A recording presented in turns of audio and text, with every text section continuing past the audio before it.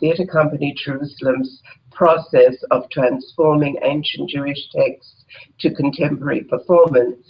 My name is Gabriella Lev.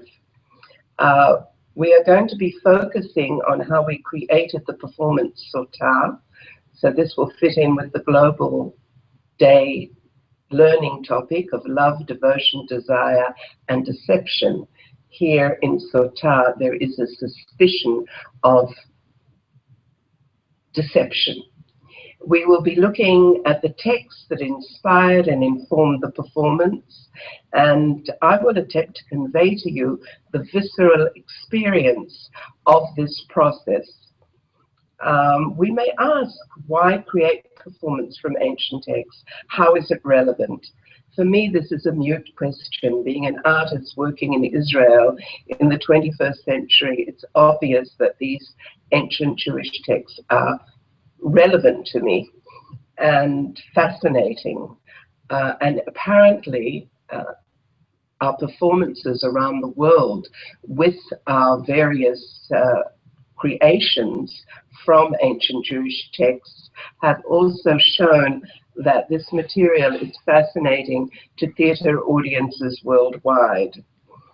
However, in order to understand our process, I'd like to frame it a little bit by telling you about us, our dreams and aspirations, our history.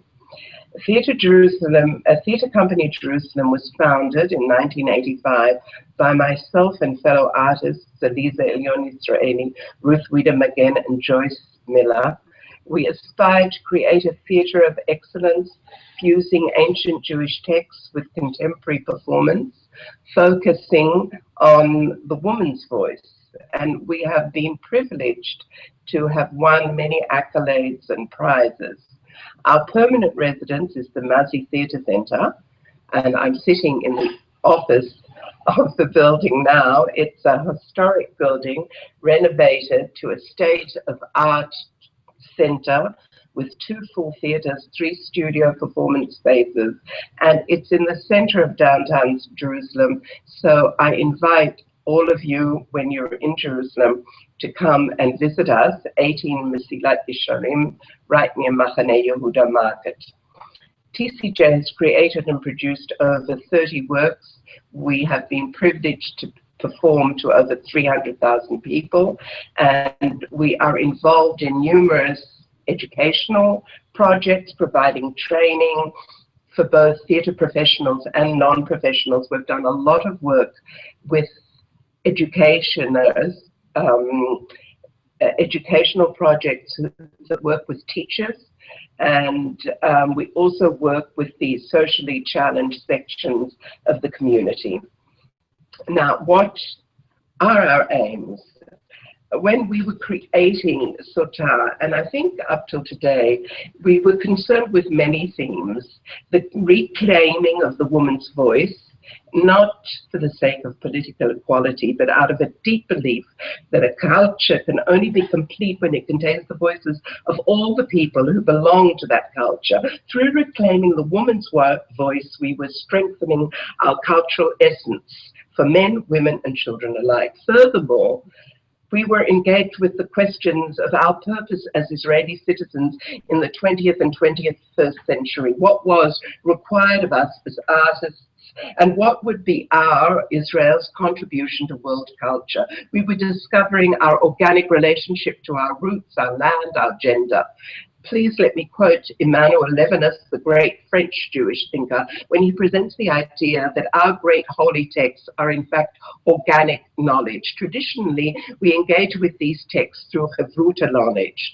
So we have 2 people and the text is a third partner. I believe that by bringing woman's consciousness to bear on these texts, we are regenerating and renewing the texts themselves, and also by performing the works to the public at large, also a non-Jewish public, we are further regenerating and reviving them.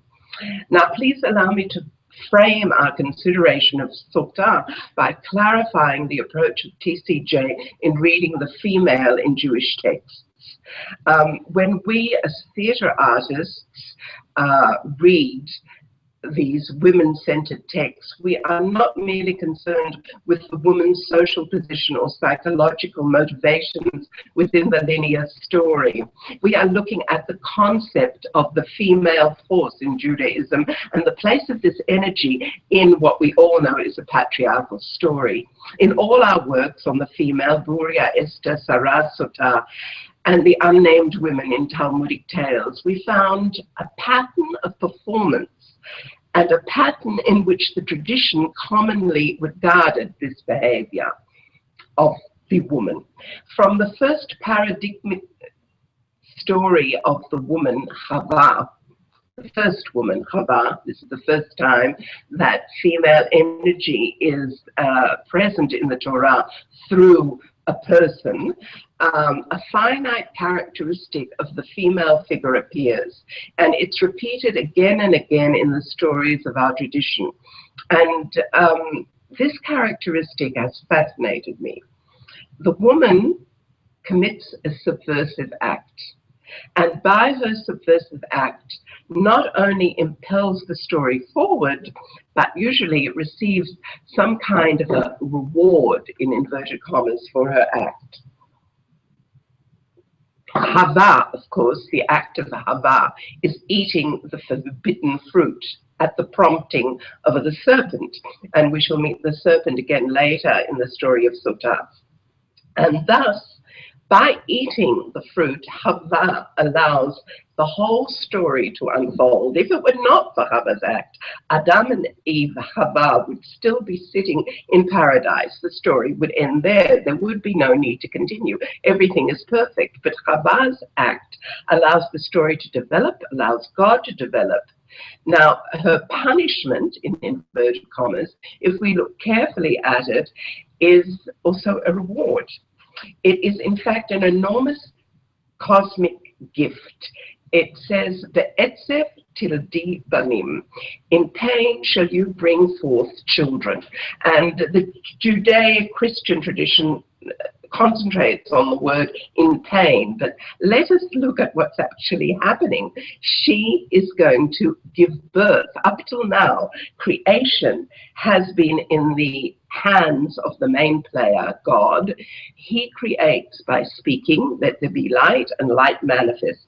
Now he is sharing this enormous power of creation with the woman. Life will come through her, and Hava is rewarded by the very ability that prompted her to eat the food, to be godlike. She becomes godlike. She can create. In her body, new life is created. So this is amazing, right? If we think of it, that the woman seems to need to make a subversive act, and we see this again in Sota. The female energy is somehow connected with duality and a seemingly subversive act. The woman goes astray from the norm. A stia in Hebrew. A stia actually means an irregularity or missing the mark. And because of this association with stia, missing the mark, it has been traditionally forbidden for women to learn Torah. The famous saying of Rabbi Eliezer, Kol hamelamed bito Torah ki'ilu melameda tiflut. Whoever teaches his daughter Torah, it is as though he is teaching her foolishness. This quote comes from where? From Mishnah Sota. So we have done a full circle back to Sota, and with your permission, I would like to look at the text of Sota. I will actually read it in English. I imagine that you have the text in front of you and that you'll be able to follow. Before I read it, I would like to look at where this text is placed where the story is placed. It appears in Bamidbar, in the desert. And the place is very important. It's, of course, very important if you're an artist. You have to know, where is everything happening? Is it happening in New York with, huge skyscrapers? No, it's happening in the desert. When I say desert, what do you immediately see? What do you immediately feel? You see a barren wasteland. You hear perhaps silence. This is a place where nature rules. This is a place that is not of civilization. This is where the story takes place. And in our tradition, Bamidbar, the children of Israel had a very special way to camp in the desert, and they always camped in this formation. And in the center of the formation was the Ohel Moed, the holy space. And that was the center of their world at that time. While working on the play, we wonder about stories and how in each story there is always a hidden story which is impossible to capture in words. The true story is slippery. We can only intuit it sometimes by the sound and the form in which it is written. And so we would read this story again and again, listening with closed eyes. And we discovered an ancient fugue of two stories, entwined and echoing and contradicting each other. And between these two stories, in the one text, perhaps lies the real story. So let me start by Pasuk 12, Yud Bet. And if any man's wife go aside and act unfaithfully against him, and a man lie with her carnally, and it be hid from the eyes of her husband, she being defiled secretly, and there be no witnesses against her, neither she be taken in the act, and the spirit of jealousy come upon him, and he be jealous of his wife, and she be defiled, or if the spirit of jealousy come upon him, and he be jealous of his wife, and she not be defiled. Okay, this is the basis of the story. These are the conditions that the story happens. Before going into the meaning, let's just listen to the story. In theater, we approach things physically. I'd like to read the Hebrew for you and just listen to what you hear in the sound. As you know, the Torah was learnt orally, and people have been listening to it for perhaps longer than people have been reading it. Ish hitiste ishto umala bumal v'shahav ishota shichvat zera v'ne'elam mi'enei isha v'nistara v'hi nitma'a v'ed enba v'hi lo nitpasa. What do we hear there? Ish hitiste ishto.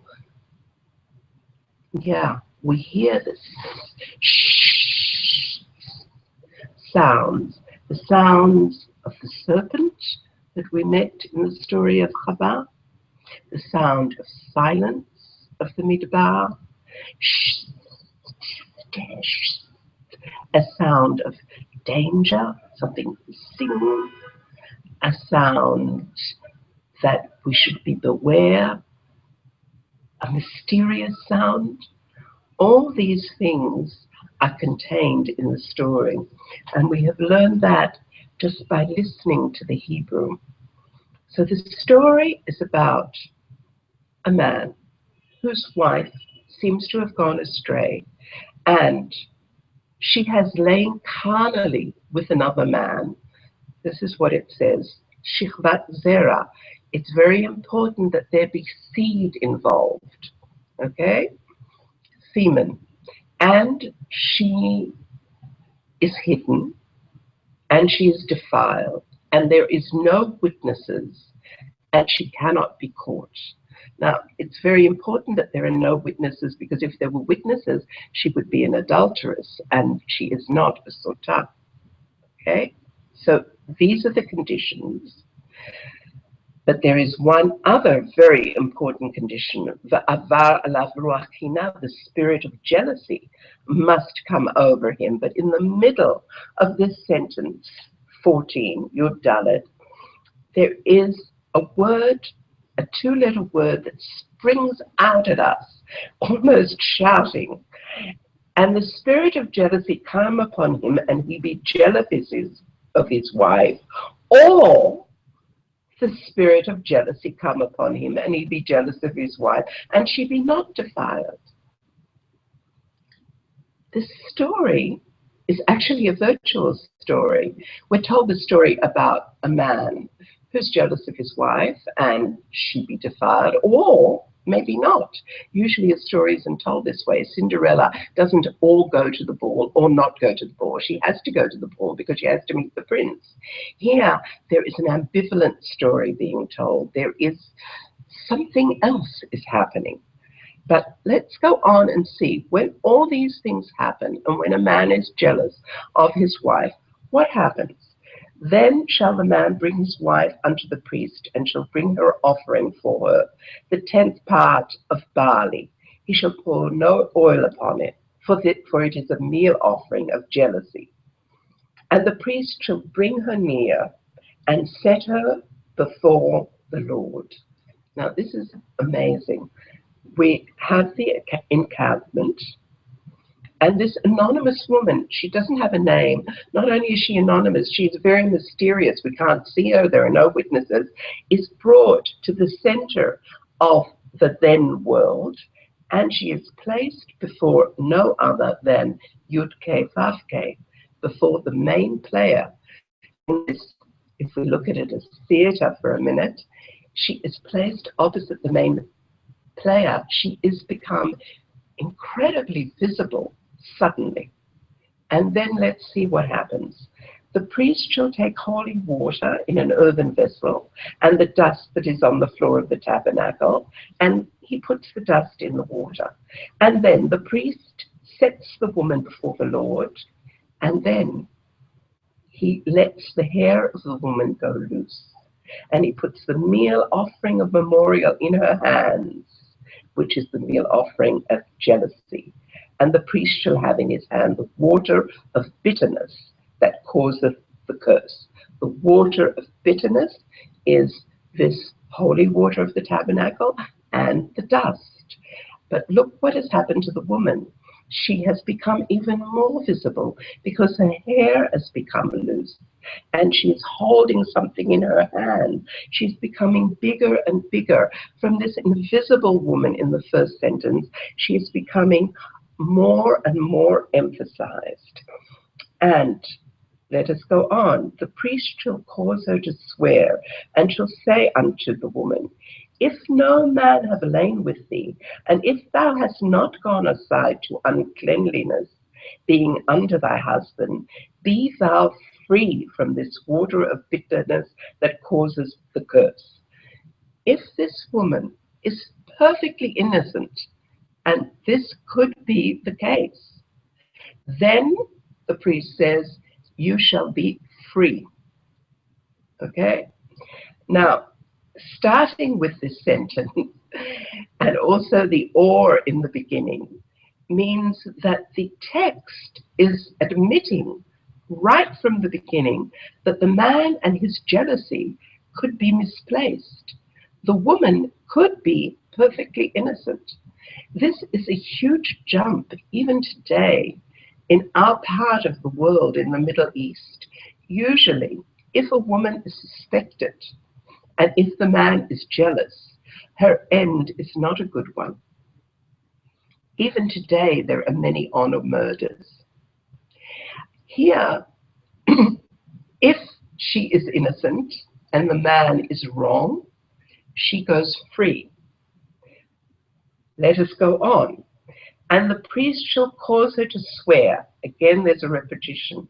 And shall say unto the woman, if no man have lain with thee, and if thou hast not gone aside to uncleanness, I've read that.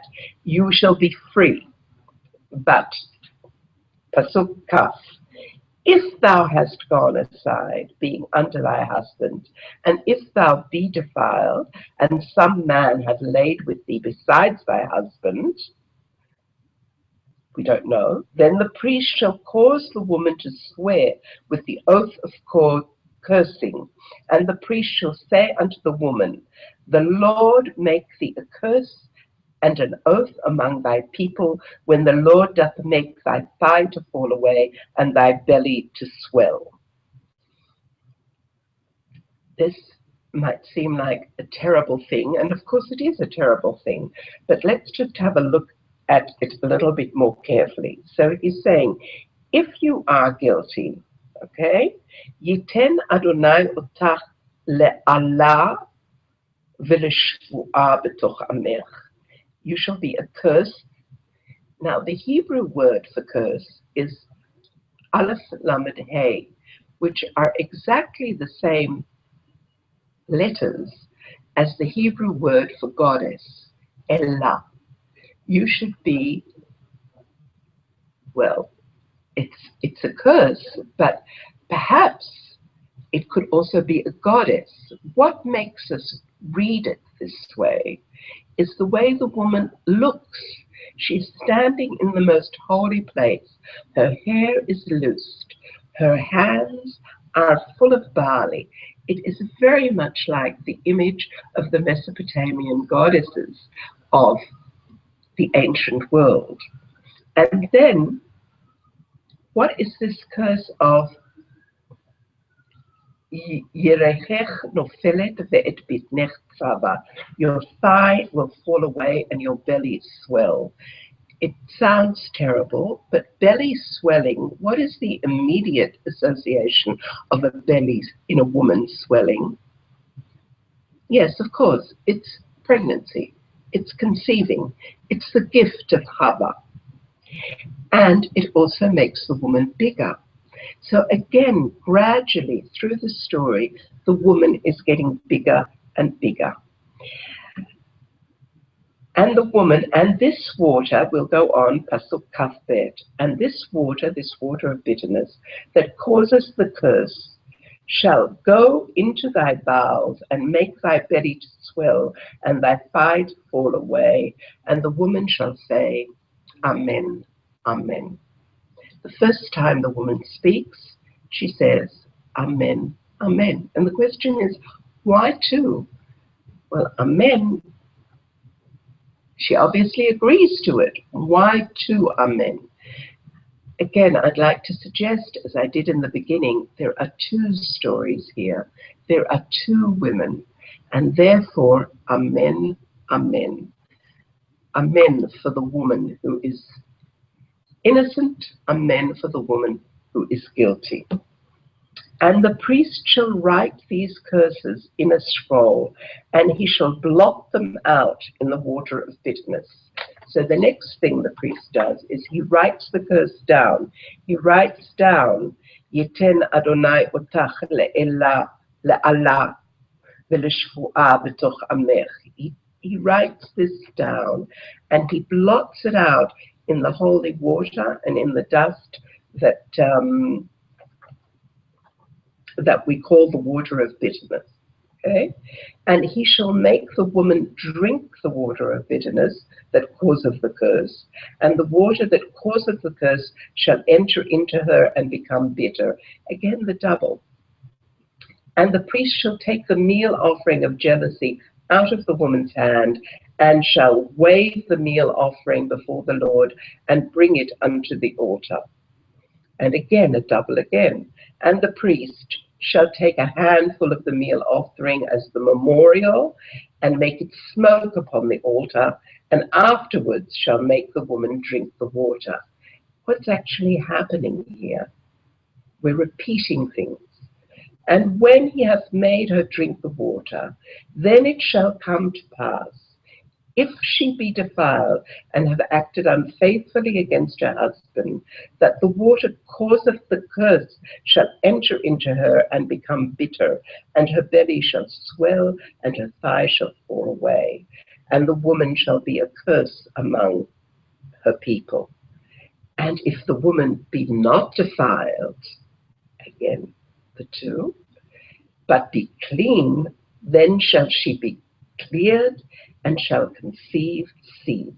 V'nizra'ah zera. Wow. What is this? Conceive seed, she will become pregnant. From what? From the water? What do we have here? An immaculate conception? What is going on? This is the law of jealousy. When a wife being under her husband goeth aside and is defiled, or, again the or, when the spirit of jealousy cometh upon a man and he be jealous over his wife, then shall he set the woman before the Lord, and the priest shall execute upon her all this law. And the man shall be clear from iniquity, and the woman shall bear her iniquity. Okay. This is the text. So many questions, so many mysteries. We would ask ourselves in the theatre, what's going on here? First of all, it's a trial by ordeal, the drinking of the bitter waters. And this is unique in the Torah. There is no other trial by ordeal, and in fact it's unique in the history of trial by ordeal, because usually a trial by ordeal is weighted against the victim. Witches were tied up and thrown into the river, and if they would sink, they would be innocent, and if they would float, they would be guilty, and they would be hauled out and burned or whatever. Putting your hand in the fire. If your hand is burned, then you're guilty, and if it comes up clean, you're innocent. But here, there is nothing ostensibly dangerous about holy water and dust in the tabernacle. There is nothing poisonous here. There is another element, and that is the curse that the priest writes. You shall be a curse. God will make you, Yudke Vavke, will make you a curse among your people. But the Mishnah tells us what ink has to be used and was used. There is nothing poisonous there. So what is actually happening? Is it magic?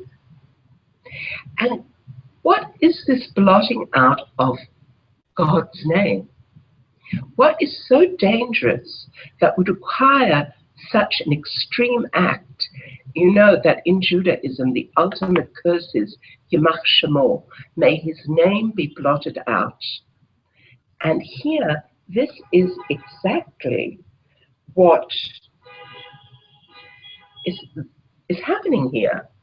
The priest, in order that the woman drink the curse, is blotting out the name of God. So, what is happening? A few things. I would like to suggest that it is not just God's name that is blotted out, it is the whole curse that is blotted out. And somehow the woman is going through a ritual in order not only to alleviate the jealousy of the man, but also to blot out curses in the universe. The story is about two women, one who has become defiled and one who has remained pure. And the two women in the story are connected. They're almost holding each other. In the spirit of Hasidism, which reads the Torah as a mirror of the world and of the soul, we could possibly think that we were talking about the same woman who has both gone astray and not gone astray. The woman forever will walk on the path and long to walk elsewhere, and so she will create changes in the world. But the story is not just about the woman, it's about jealousy. And we know how dangerous jealousy is from other places in the Torah, where it says in Shemot, Ki lo tishtachaveh le'el acher, ki Adonai kana shmo el kanahu. Don't bow down to other gods, because God is a jealous God. And it says again in Devarim, Lo tilchun achrei Elohim, don't go after other gods, because God is a jealous God, and He will destroy you from the face of the earth. It seems that jealousy is a very destructive element and can destroy, totally obliterate people and perhaps worlds. So what all these questions that we asked ourselves, the woman who becomes like a goddess, the invisible woman that becomes visible, the duality, the blotting out of God. And there is another important element here, and that is the element of doubt. We do not know. That is why there are two stories. That is why everything is repeated twice, because it could be this way or it could be this way. We do not know. This not knowing apparently can cause incredible cosmic unrest. So we must have something that will alleviate both the doubt and the jealousy. So I would like to suggest that perhaps this story is about regaining order, regaining love. The topic is about love. I would like to suggest that perhaps when the smallest unit of civilization, which is a relationship between a man and a woman, that's the smallest social unit. Afterwards you have family, and then you have extended family, and then you have community. But the smallest unit is a man and a woman. When there is this absolute doubt, we do not know what is happening in the relationship. And when there is jealousy caused by this doubt, we have chaos. And where there is chaos, order must be restored. And order is reinstated here by a reenactment of the creation of the world. It is restored by theater. The goddess is brought to the center of the stage. She is made larger as possible, with her hair being revealed, with her holding the barley. She is seen to imbibe the most concrete artifice that we have of God, that is His name. She takes it into her body, and the result is that her stomach swells and order is restored because she gives birth. She reinforces life. And so the spirit of jealousy is alleviated, and we as a community can go on with our lives. Of course, this is a radical reading, but this is the reading that our theatre company understood. And now the question is, how do we take these huge mythic elements and create a play that has relevancy for a contemporary audience? What does this have to do with the present day? What does this have to do with relationships of jealousy and desire? The Mishnah makes this exact quantum leap. It asks the same questions, and the Mishnah transforms this cosmic jealousy that threatens to destroy the world into a legal act. It says, how can a man be jealous of his wife? Well, the way the Mishnah tells us that a man can be jealous of his wife is that he has to say to his wife before two witnesses, do not speak to Joe Doe. Okay? That is what he has to do. This is what Kina is. It is, it is an amazing leap. The man has to forbid the woman to speak. Ledaber, midbar. This is where we met the Sota in the beginning. So, by forbidding the woman to speak with so-and-so, he is making his jealousy public because he has to do it in front of two witnesses. Imagine today with so many acts of violence committed against women, if their partner would take the woman down to City Hall or to the local, I don't know, meeting place and say before two witnesses, don't speak to so-and-so. Everybody's eyes would be on the man and on this couple, and perhaps the community would come around and help. This is how the Mishnah begins. And then it goes on and on to enumerate other numerous conditions for the Sota to be taken to drink the bitter waters in Jerusalem. And there are so many conditions that it is almost impossible for a woman to actually be taken to drink the waters. And in fact, our sages tell us, according to research, that this ceremony probably was never actually carried out. But the ceremony exists in our writings, and therefore it exists in our consciousness. And in our consciousness, this woman is a very special woman, because if she at any time says, I don't want to drink the waters, no matter how many suspicions there are against her, she cannot be made to drink the waters. If the man touches her at any time after he has told her not to speak to Mr. Plonny, she cannot be taken to drink the waters, and so on and so on and so on. So this woman, theoretical woman, who does eventually drink the waters, must have a very special mission. She must really want to do it. And her mission might be that she wants to restore love, or it might be something else.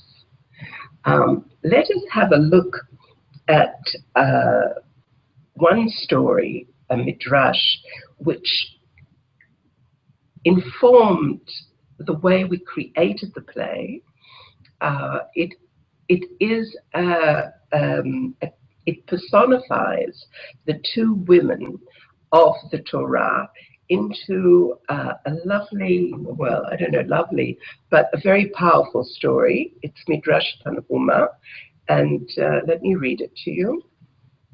The tale is told of two sisters who were very alike one to each other, and one was married in one city and one was married in another city. The husband of one requested to begin the procedure of jealousy and to have his wife drink the bitter waters in Jerusalem. So she went to the same city in which her sister was married and living there. Her sister said to her, "Why did you come here?" She said to her, "My husband is wanting me to drink the bitter waters." Her sister said to her, "I will go under you and drink." She said to her, "Go." So she dressed in her sister's clothes and went instead of her and drank the bitter waters and was found pure. So she came back to her sister's house, and her sister came out happy towards her, embraced her, and kissed her on the mouth. But because they kissed each other, she smelled the bitter waters and immediately died. Okay. So we have the two women who are so much alike that they are sisters now, the two women of the Torah, And they are so much alike that even their husband can't differentiate between them. And when they kiss after the ritual, one woman immediately falls away. One woman dies. And I want to suggest that this story is suggesting that every woman has both these elements in her, and that the woman, by the very act of examining herself, makes any impurity in her die. This reading is substantiated by the Zohar, which elaborates and enlarges on this midrash, and even compares the Sota to the Shekhinah and her relationship with God. The Shekhinah in tradition is also associated with the children of Israel. And we read earlier that God is jealous of the children of Israel, that they shouldn't go to other gods too. And in this midrash of the Zohar, we see a repetitive dance of stiyah and purity. The midrash parallels the woman of valor and the woman of lust, and it is clear that it's affirming to the feminine principle, which contains this ambivalence. And the midrash sees this as a cyclical occurrence. When a woman of valor, here the people of Israel, the Shekhinah, examines herself, a woman of lust disappears spontaneously, and so a woman of valor is certainly pure. This is the spontaneous death of the sister. The midrash goes further and compares this female cyclical movement between a woman of valor and a woman of lust to the cycle of the seasons by comparing the offering of the Sota, which you remember is barley, to the barley offering of the Omer. On the first day of Pesach, we, the children of Israel, bring a barley offering. So the Zohar suggests that this offering allows the marriage of Am Yisrael and God to take place on Shavuot 7 weeks later. So what the midrash, very beautiful midrash, is saying, when winter arrives, the female birthing principle goes into hiding below the earth. We cannot see the seeds, the zera, present in the earth. And with the coming of spring in Pesach, the green shoots begin to sprout, and we see what she has nourished in her house of hiding all winter. The very act of bringing the offering of barley, the very act of examining herself, promises her purity until the next winter, and so on, in an ever cyclical dance. And in fact, in our play, Sota, movement and dance, singing, and the movement between the two women was a central element, as was the story of the two sisters. There were 4 characters in our Sota. There were 2 women who were playing the 2 women, and they didn't look anything like each other. One was young and very fashionably slim. The other was the huge, large woman. I don't know if you can see. Here they are, the 2 of them together, if you can see that. And we had the husband, and we had the lover, but each character was also playing a mythic character. The lover was the Jew, the wandering Jew. The husband was also Baal, Elohim. The woman, the dual aspect of the woman, was represented by the 2 actresses. One actress held the linear story. and the other actress kept on going out of the story to bring us additions to the story. For example, we had the Holy Mother, Mary, in the story because she had Immaculate Conception. We had the great goddess, the great whore in the story, because she is the woman who is guilty in the desert. And slowly, the story would unfold on the stage. Both women were dressed in red, very deep red, and halfway through they changed to white because they were surely pure. I think this gives you a kind of an idea of the way we worked with texts. If you have any questions, I don't know if you're still there, then I'll be happy to add them and to continue, but I see that we're already at 6:01, so I don't exactly know how this hookup works.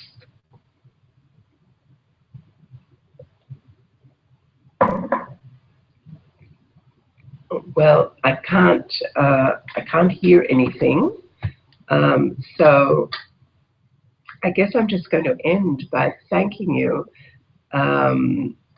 Oh, you can continue if you wish. Yigal, are there any questions?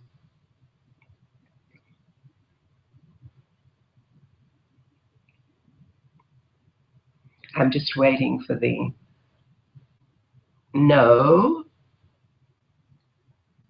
as for now. Okay, so what I would like to do is just thank you. Thank you very much for being with me, for listening to this. And perhaps next time that you read any story containing a woman in the Torah, you will watch out for where is her subversive act and where is her reward. In Sota, the subversive act is going astray and her reward is being the vehicle of creation. And next time that you are in Israel, in Jerusalem, please come and see our performances and tell us. Come up and tell us. You can write to us. Theatre Company Jerusalem. You can find us in Google, and you'll find the email there. Tell us that you heard of us or saw us on the Global Day of Learning, and thank you very much for your attention.